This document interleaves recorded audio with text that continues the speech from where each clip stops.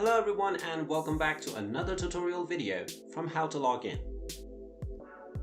Are you done with using the Bumble application and you wish to delete your account? Well then, in this video, we will be showing you how you can delete your Bumble account if you are done using the application. Stick till the end of the video to find out how you can do this.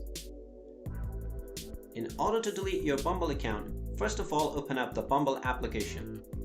From the Bumble application homepage, tap on your account icon at the bottom left corner. This will take you into your profile section. From your profile page, tap on the gear icon at the top left corner. Now you will end up in the settings menu. On the settings menu, you can find the delete account button. Tap on delete account and you will be asked to type in the words delete in order to confirm deleting your account. Type in the words delete and then tap on the confirm button. Once you do this, your Bumble account will be deleted and you will be taken back to the login screen. So now your Bumble account has been deleted.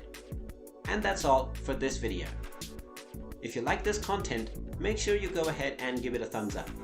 Also hit the subscribe button and ring the notification bell if you wish to be notified whenever we upload more useful videos. Thank you for watching.